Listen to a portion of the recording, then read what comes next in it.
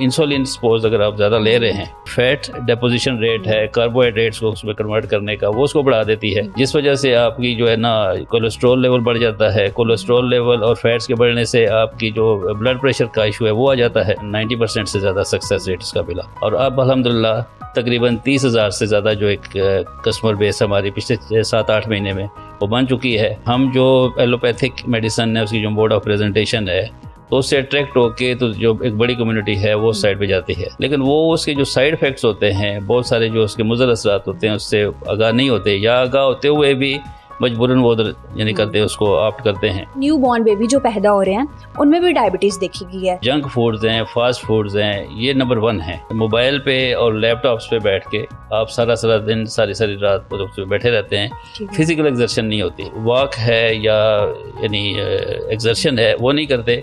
अगर आपको यानी स्कूल, दफ्तर या इवन नमाज के लिए मस्जिद तक भी जाना होगा तो जो है ज़्यादातर कोशिश यही होती है कि आप बाइक या गाड़ी पे चले जाएं, मतलब वो हम चंद कदम भी जो है चलना वो मुनासिब नहीं समझते। क्या मीठा ज़्यादा खाने से शुगर होती है? सिम्टम्स आ रहे होते हैं, वो फील कर रहे होते हैं, लेकिन वो टेस्ट नहीं करवाते। मतलब अगर शुगर आपकी एक गोली से कंट्रोल नहीं हो रही तो फिर 2 ले लें, लेकिन खाने पीने पे कंप्रोमाइज़ नहीं करना है आपने। ठीक है। अब आटे की खूबी ये है कि उसमें टेस्ट भी आपको कुछ सिग्निफिकेंट डिफरेंस फील नहीं होगा, लेकिन आपका जो ग्लाइसेमिक इंडेक्स है उसका, आपकी चपाती का, वो कम हो जाएगा। ठीक है। इसी तरीके से जो अचार आप खा रहे हैं तो वो टेस्ट के साथ साथ आपकी जो डायबिटीज़ है उसको भी कंट्रोल करेगा और आपके लेवल्स को जो है वो मेंटेन करेगा।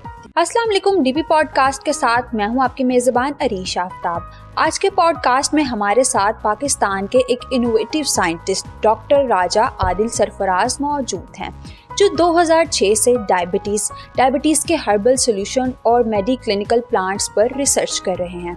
साथ ही साथ एग्रीकल्चर यूनिवर्सिटी फैसलाबाद से लिंक्ड हैं और केमिकल डिपार्टमेंट से भी लिंक्ड है। आज के पॉडकास्ट में इनकी जर्नी, इनके रिसर्च वर्क और जो डायबिटीज़ के सॉल्यूशन ये प्रोवाइड कर रहे हैं उन पर बात करेंगे। सर अस्सलाम वालेकुम, कैसे हैं आप? वालेकुम अस्सलाम। पहले तो sir welcome to discover Pakistan. Sir अपनी जर्नी का बताइए, कैसे स्टार्ट किया और स्पेसिफिकली डायबिटीज़ को क्यों चूज़ किया? जी, हमारा जर्नी जो है ये जैसे आपने बताया 2006-07 से शुरू हुआ और उसके बाद स्पेसिफिकली अगर हम बात करें तो 2010 से ऑनवर्ड हमने डायबिटीज़ को टारगेट करते हुए अपनी तमाम रिसर्च का जो रुख है उस साइड पे मोड़ दिया। तो उसकी सबसे बड़ी मेन वजह ये थी कि उस वक्त तकरीबन आप ये कह सकते हैं कि पाकिस्तान के हर 4 में से 1 आदमी डायबिटीज़ का शिकार था। तो डायबिटीज़ जो है ये ना सिर्फ ये कि ज़ाते खुद एक बीमारी है, बहुत सारी बीमारियों की ये एक जड़ है, उसके पीछे एक जो बेसिक काज है वो है। तो इसलिए इसको एड्रेस करते हुए हमने जब अपनी रिसर्च इस पर शुरू की तो तकरीबन यानी आप कह सकते हैं कि पाकिस्तान के मुख्तलिफ़ हिस्सों से जो मेडिसिनल प्लांट्स हैं वो लेके हमने अपना ये रिसर्च का काम शुरू किया और 2015 तक हमने बहुत सारे प्लांट्स को डिफरेंट लैब ट्रायल से गुजार के, उसके बाद एनिमल ट्रायल से गुजार के तो टेस्टिफाई कर लिया। Then we started human trial from 2016 till 2024 2024 तक हमने ये ट्रायल किया, जिसमें अल्हम्दुलिल्लाह हमें तकरीबन 90% से ज़्यादा सक्सेस रेट इसका मिला। तो इस चीज़ को, इस इंकरेजमेंट को और इस जो है ना रिज़ल्ट को देखते हुए फिर हमने इसको बाकायदा एक प्रोडक्ट की फॉर्म में लॉन्च किया मार्केट में और अब अल्हम्दुलिल्लाह तकरीबन 30,000 से ज़्यादा जो एक कस्टमर बेस हमारी पिछले 7-8 महीने में वो बन चुकी है और उसमें भी हमें यही रिज़ल्ट जो है सामने आ रहे हैं। ठीक है सर, जैसे तो अब लोग तो पॉजिटिव साइड और जब प्रोडक्ट बन जाती है रिसर्च में जाहिर सी बात है बहुत सी हर्डल्स भी होती हैं, चैलेंजेस भी आते हैं। आपके जो पूरे रिसर्च जो मोर देन 10 ईयर्स का ये जो टेन्योर है इसमें कौन कौन से चैलेंजेस देखने को मिले? सबसे पहला जो चैलेंज होता है वो एक आप कह सकते हैं कि कोऑर्डिनेशन अमंग डिफरेंट इंस्टीट्यूट्स है। तो हमने ये कोशिश की कि हम किसी तरीके से अपनी रिसर्च को अपनी कम्युनिटी के लिए जो है ना उसको कर सकें, वक्फ कर सकें, उनको बेनिफिट कर सकें। और दूसरा बड़ा चैलेंज ये होता है जी कि आपके पास जो टेस्टिंग फैसिलिटीज़ होती हैं वो यहाँ पे इजीली अवेलेबल नहीं होती। मतलब आपने एक चीज़ बना ली है, उसको टेस्ट करना है, वेरीफाई करना है, तो उसके जो डिफरेंट कंपोनेंट्स हैं वो बहुत सारे इंस्ट्रूमेंट्स से जाके ना अपने एनालाइज करने होते हैं। तो तो वो हमारे पास एक इशू होता है जी कि अगर आप या तो वो फैसिलिटी आपके पास मौजूद नहीं है, अगर है तो किसी ऐसी जगह है जहाँ पे अगर आप उसको सैंपल को भेज देते हैं तो वो 3-3, 4-4 महीने तक ना वहाँ से आपके टेस्ट होके वो वापस नहीं आते। तो इन चैलेंजेस के साथ कुछ फंडिंग के इश्यूज़ भी होते हैं कि जब आप एक ख़ास फेज़ पे पहुँच चुके होते हैं, एक प्रोजेक्ट हमने 2015 में कंप्लीट कर लिया और उसको कंप्लीट करने के बाद जब इसको फर्दर उसको करना चाहते हैं, एक्सप्लोर करना चाहते हैं, तो वहाँ पे आपके ना कुछ जो फंडिंग के इश्यूज़ हैं, गवर्नमेंट एजेंसीज़ हैं, तो वहाँ से भी ब्रेक आ जाती है, जिस वजह से फिर ये होता है कि जो रिसर्च आप करके उसको लेके आ रहे हैं तो वो जो है वो डिले का शिकार हो जाती है। सर, आपकी जो एक प्रोडक्ट है ग्लूकोवाइप, जो कि इंसुलिन के ऑल्टरनेट कह लें या उसके मुतबादिल में एक हर्बल प्रोडक्ट आपने लॉन्च किया, ये क्या है और किस तरह जो डायबिटीज़ के पेशेंट हैं उनके लिए किस तरह बेनिफिट है ये? जी, ग्लूकोवाइप बेसिकली प्योरली एक हर्बल और नेचुरल रेमेडी है और इसको आप इंसुलिन का मुतबादिल तो नहीं कह सकते, लेकिन जो ओरल मेडिकेशन पे पेशेंट्स हैं उस पर ख़ासकर हमने ये देखा है कि ये ज़्यादा इफ़ेक्टिव है और ख़ासकर ऐसे लोग जिनको अभी न्यूली डायग्नोज हुई है डायबिटीज़ और उसके बाद वो कोई मेडिसिन लेने जा रहे हैं, तो हम उन्हें ये रिकमेंड करते हैं कि वो एलोपैथिक मेडिसिन पे जाने से पहले या इंसुलिन पे जाने से पहले एक दफ़ा ग्लूकोवाइप को ज़रूर ट्रायल करें। इंशाल्लाह उनको किसी मेडिसिन की जो ना फर्दर उसको कंट्रोल करने के लिए ज़रूरत नहीं पड़ेगी। जैसे सर मॉडर्न इरा है, लोग ज़्यादातर जो आज मॉडर्न इरा की जो मेडिसिन हैं उनकी तरफ ज़्यादा जा रहे हैं और हर्बल प्रोडक्ट को वो एक ओल्ड इरा की मेडिसिन कहते हैं, तो कितना मुश्किल है लोगों को कन्विंस करना कि इसको ट्राई करें या लोग इसकी तरफ आएँ? जी, ये बेसिकली एक साइकोलॉजिकल शैकल आप कह सकते हैं कि वैसा बनाया गया है कि हम जो एलोपैथिक मेडिसिन है उसकी जो मोड ऑफ प्रेजेंटेशन है तो उससे अट्रैक्ट होके तो जो एक बड़ी कम्युनिटी है वो साइड पे जाती है, लेकिन वो उसके जो साइड इफ़ेक्ट्स होते हैं, बहुत सारे जो उसके मुज़र असरात होते हैं उससे आगाह नहीं होते या आगाह होते हुए भी मजबूरन वो यानी करते हैं, उसको ऑप्ट करते हैं। तो चूँकि जो नेचुरल रेमेडीज़ हैं तो उसमें अल्लाह ताला ने ना बहुत ज़्यादा हमारी जो यानी खाने पीने की चीज़ें हैं, जो स्पाइसेस हैं, इसके अलावा दीगर जो हर्ब्स हैं उसमें बहुत ज़्यादा पोटेंशियल रखा है। तो ज़रूरत इस अमर की होती है कि हम उसको एक्सप्लोर करके तो बजाय सिंथेटिक एलोपैथिक मेडिसिन पे जाने के तो इस साइड पे आएँ। तो इसकी अवेयरनेस ही हो सकती है कि आप लोगों को ज़्यादा से ज़्यादा अवेयर करें, उसके जो साइड इफ़ेक्ट्स हैं उनके बारे में बताएँ, क्योंकि जो आप एलोपैथिक मेडिसिन ले रहे हैं तो वो एक साइड पे किसी हद तक डायबिटीज़ को कंट्रोल कर रही है, लेकिन उसके जो दीगर साइड इफ़ेक्ट्स हैं वो बहुत सीवियर किस्म के हो सकते हैं, जिसमें कार्डियोवैस्कुलर प्रॉब्लम्स आ सकती हैं। आपका जो है ये है हार्मोनल बैलेंस है वो सारे का सारा जो है ना वो आउट ऑफ बैलेंस हो सकता है। इसके अलावा ओबेसिटी है, मतलब जो भी आप ओरल मेडिकेशन है या इंसुलिन ले रहे हैं तो उसमें अमूमन ये होता है कि या आप अंडर डोज ले रहे हैं या ओवर डोज ले रहे हैं। तो अंडर डोज है तो वो प्रॉपर्टी इफेक्ट नहीं करेगी आपको, और अगर आप उसको ओवर डोज ले रहे हैं तो उस सिलसिले में ये होगा कि इंसुलिन सपोज अगर आप ज़्यादा ले रहे हैं तो वो आपका जो यानी फैट डिपोजिशन रेट है, कार्बोहाइड्रेट्स को उसमें कन्वर्ट करने का, वो उसको बढ़ा देती है, जिस वजह से आपकी जो है ना कोलेस्ट्रॉल लेवल बढ़ जाता है। कोलेस्ट्रॉल लेवल और फैट्स के बढ़ने से आपकी जो ब्लड प्रेशर का इशू है वो आ जाता है, और इससे अलाइड जो जॉइंट पेन्स हैं, इसी तरीके से आपकी जो बिनाई है उस पर असर होता है। तो ये एक पूरा जो ना चैन है जो कि उसके साइड इफ़ेक्ट की वजह से ना बहुत सारी बीमारियाँ शुगर की मेडिसिन की वजह से शुरू हो जाती है, जो कि पहले आपके अंदर जो है ना इस बीमारी का नामो निशान नहीं होता, लेकिन जो ही आप ये एलोपैथिक मेडिसिन शुरू करते हैं तो कुछ अर्से के बाद ये चीज़ें आपके सामने आना शुरू हो जाती हैं। अच्छा सर, अब डायबिटीज़ पे बात करेंगे। डायबिटीज़ है क्या और इंसुलिन है क्या? क्योंकि बहुत से लोग कहते हैं कि इंसुलिन एक हमारे अंदर बॉडी के अंदर ही हार्मोन है, तो आप ये क्लियर कर दें पहले तो डायबिटीज़ क्या है और इंसुलिन क्या है? जी, डायबिटीज़ बेसिकली हमारे ब्लड के अंदर जो एक बेसिक फ्यूल है कार्बोहाइड्रेट, तो वो कार्बोहाइड्रेट जो भी हम ले रहे होते हैं तो अल्टीमेटली वो ब्रेक डाउन के बाद जाके ग्लूकोज में जो सबसे स्मॉलेस्ट यूनिट है उसमें चेंज हो जाते हैं। ग्लूकोज फिर ट्रैवल करता है आपके स्टमक से ब्लड स्ट्रीम में जाके वहाँ से होते हैं तमाम बॉडी सेल्स तक। अब ग्लूकोज और इंसुलिन का ताल्लुक क्या है? असल में जितना हमारी बॉडी ग्लूकोज कर रही होती है, ब्रेक डाउन करने के बाद ब्लड स्ट्रीम में दे रही होती है, उसी हिसाब से जो आपका पेनक्रियाज है वो इंसुलिन प्रोड्यूस कर रहा होता है, एक प्रोपोर्शनली जो है ना, मतलब वो जितना कार्बोहाइड्रेट ग्लूकोज आपका आ रहा है उसी हिसाब से उसके साथ वो इंसुलिन बन के आपके ब्लड स्ट्रीम में आ रही है। अब वो इंसुलिन का रोल क्या होता है? इंसुलिन बेसिकली ये करती है कि जब आपका जो ग्लूकोज है वो तमाम मसल सेल तक पहुंचता है, तो इंसुलिन जो है ना उसको सेंस करते हुए जो सेल्स हैं अपने गेटवेज खोल देते हैं, जो ग्लूकोज है वो एंटर हो जाता है।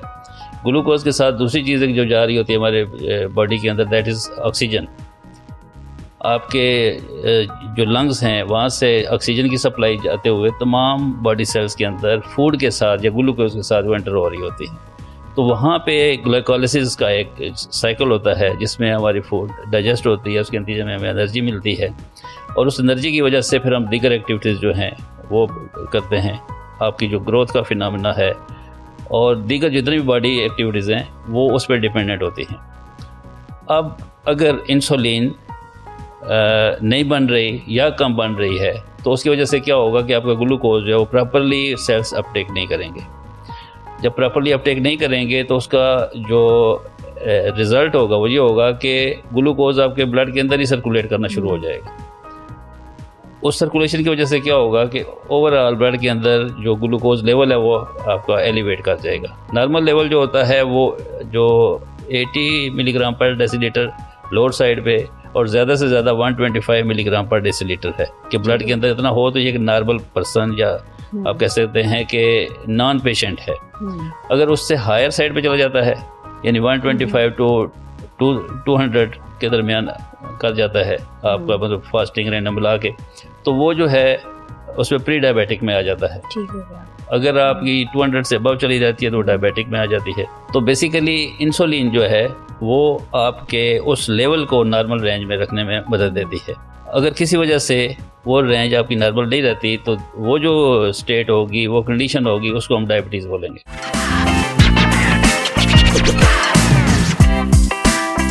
आज की यंग जनरेशन में भी बहुत ज़्यादा डायबिटीज़ आ रही है।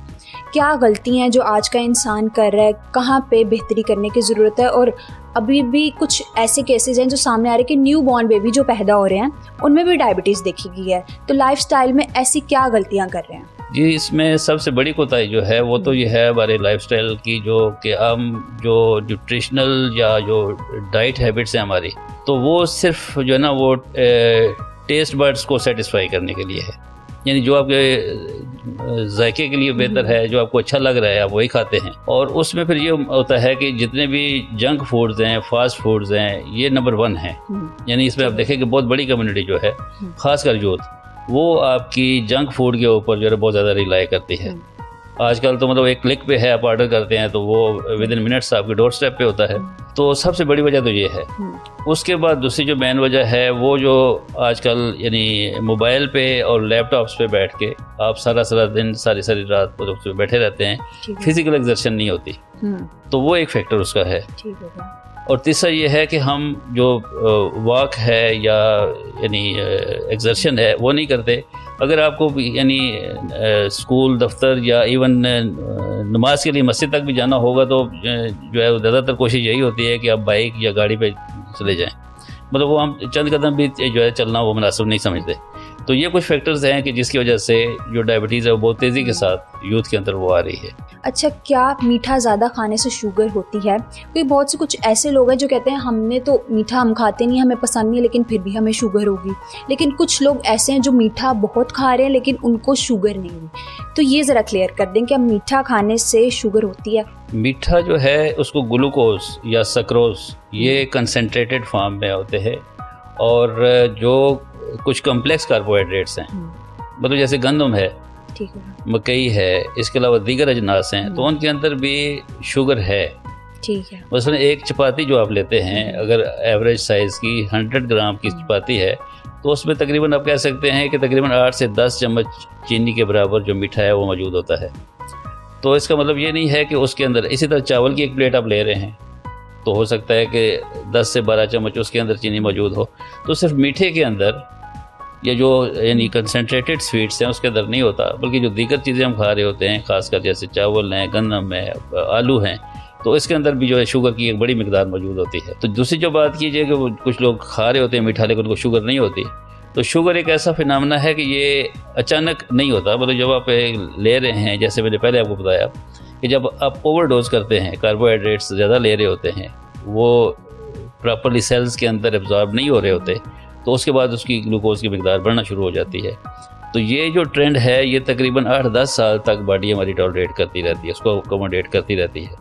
उसके बाद जाके ऐसा होता है कि एक लिमिट आती है कि जहाँ पे हम कहते हैं कि अब ये इंसुलिन रेजिस्टेंस आ गई है, ग्लूकोज को वो सेंस नहीं कर रहे, बॉडी के अंदर सेल्स दे नहीं रहे, उसके बाद वो शुगर का फिनोमेना आ जाता है। लेकिन जो लोग कर रहे हैं अभी ठीक हैं, तो उनके लिए भी मौका है कि अपने आप की जो यानी लाइफ और लिविंग स्टाइल है उसको ठीक करें, और जो मतलब उसको एक कॉन्फिडेंस के साथ इसको वो कर रहे हैं या फ़ख्र के साथ ले रहे हैं, तो उससे एहतियात की ज़रूरत है। कोई सोसाइटी में हमने देखा है कि बहुत सी मिथ भी एग्जिस्ट करती हैं डायबिटीज़ को लेके। कोई ऐसी 3 से 4 मिथ जो लोगों के बारे में लोगों को पता है लेकिन वो रॉन्ग है, वो आप क्लियर करते हैं? जी, एक मिथ तो ये है कि जो दवाई आप ले रहे हैं तो वो उसको कंट्रोल कर रही है, तो बाकी जो मर्ज़ी है खा पी ले आप। मतलब अगर शुगर आपकी एक गोली से कंट्रोल नहीं हो रही तो फिर 2 ले लें, लेकिन खाने पीने पे कंप्रोमाइज़ नहीं करना है आपने। इसी तरीके से यानी कुछ लोग ये समझते हैं जी कि बड़ी तादाद बल्कि जो है कि वो यानी उनको सिम्टम्स आ रहे होते हैं, वो फील कर रहे होते हैं, लेकिन वो टेस्ट नहीं करवाते, स्क्रीनिंग नहीं करवाते जी कि अगर हमने चेक करवा लिया तो हमें ये बीमारी निकल आएगी। हालांकि मतलब आंखें बंद करने से ना वो चीज़ ख़त्म नहीं होगी, वो एक हकीकत है।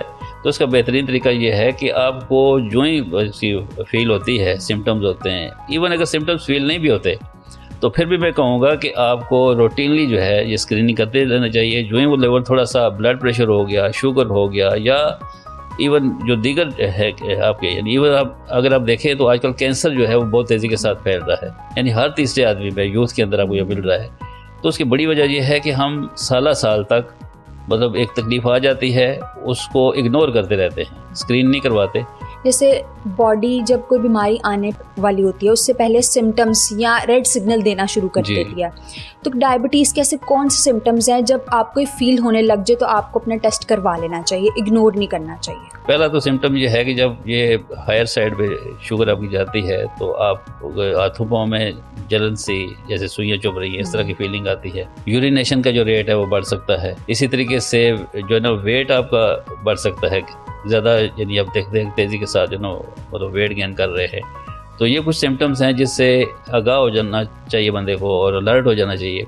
और ऐसी बड़ी तादाद है जो हमारे साथ अपने HbA1c और दीगर रिपोर्ट्स हैं वो शेयर कर रही होती है एज ए एविडेंस। जैसे कि आप बात कर रहे थे कि आटा, अनाज, जो चीज़ें खाने से भी कहीं ना कहीं शुगर इसमें क्वांटिटी होती है, तो आपने ही एक आटा और साथ अचार ही शुगर पेशेंट के लिए उसको तैयार किया है, वो क्या चीज़ है? अभी चूँकि ग्लूकोवाइब जो है वो एक टी के तौर पे हमने मुतारफ़ करवाया था, तो अब जो हमारा बेसिक टारगेट है या आप कह सकते हैं मिशन है, वो ये कि एक ऐसा फूड इकोसिस्टम डेवलप करना है कि जिसमें यह है कि जो चीज़ आप खा पी रहे हैं जिसकी वजह से शुगर होती है आपके खाने पीने की हैबिट्स की वजह से, तो हम एक ऐसा अल्टरनेटिव दे दें कि उसको खाने से ना सिर्फ ये कि आपकी शुगर और ब्लड प्रेशर या दीगर बीमारियाँ ना हों, अगर हैं तो वो उससे क्योर होना शुरू हो जाए।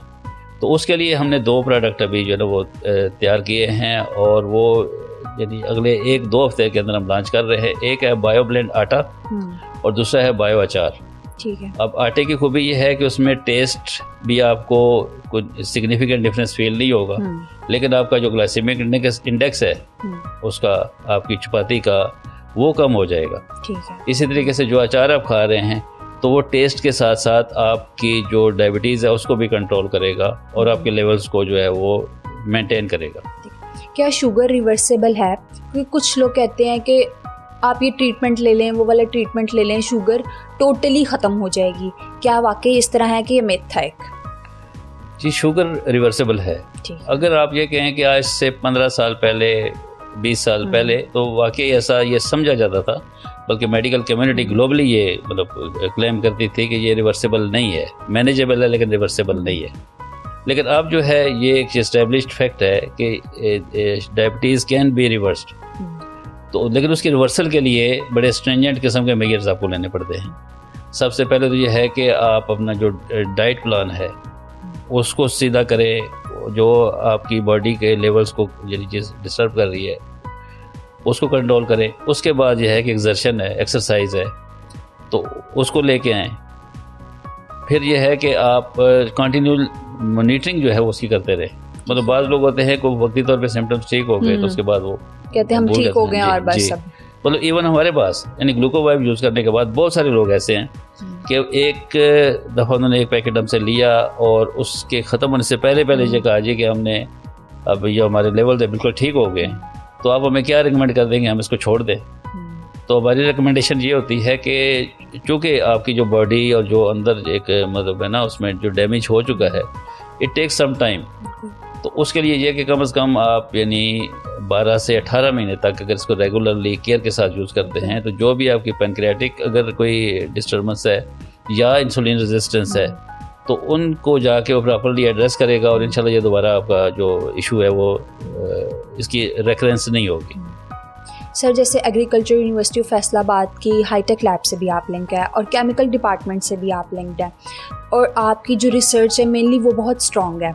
जो स्टूडेंट्स रिसर्च को आगे करियर में परस्यू करना चाहते हैं, उनको क्या सजेशंस देंगे आप? जी, स्टूडेंट्स के लिए मेरी सबसे अहम जो सजेशन है वो ये होगी कि आप जो भी काम कर रहे हैं, जो भी आपका पैशन है, जो भी आपका टॉपिक है, जिस साइड पे भी आप फोकस्ड हैं, उसमें ये देखें कि जो चीज़ आप कर रहे हैं that should be beneficial for our community. क्योंकि आजकल जो सबसे यानी एक अप्रोच हमें कॉमन देखने में मिलती है वो ये होती है कि स्टूडेंट का ये होता है कि किसी तरीके से मैं अपना थीसिस कर लूँ, रिसर्च कर लूँ, पेपर छाप लूँ, मेरी डिग्री हो जाए, आगे मेरी जॉब हो जाए, इससे आगे वो नहीं सोचते। तो ये न सिर्फ टीचर्स बल्कि जो स्टूडेंट्स हैं, इन सब बाकी रिसर्चर्स से भी मेरी रिक्वेस्ट ये है कि आप अपनी रिसर्च को जो है ना वो प्रॉब्लम सोल्यूशन की तरफ लेके आएँ।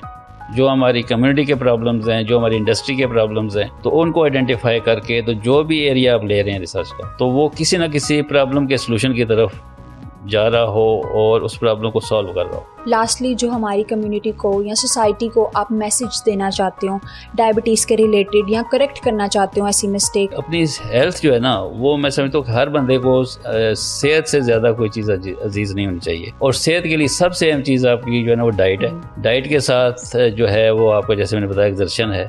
तो अपना लाइफ स्टाइल जो है मेंटेन करें। यानी अगर आप लाइफ स्टाइल मेंटेन कर लेते हैं, आपकी सेहत ठीक हो जाती है, और उसके बाद यानी जो जितने भी आपके इश्यूज़ हैं तो वो सिंपली डाइट से भी बहुत सारी चीज़ें हमारी बगैर किसी मेडिसिन के वो ठीक हो सकती हैं।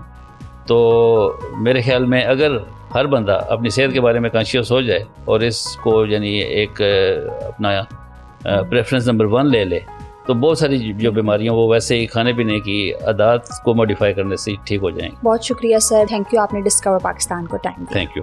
नाज़रीन, आज के पॉडकास्ट से इतना ही। अगली बार मिलेंगे किसी और इनोवेटिव पर्सनैलिटी के साथ। अपनी मेजबान अरीशा आफ्ताब को दीजिए इजाजत। देखते रहिए डिस्कवर पाकिस्तान।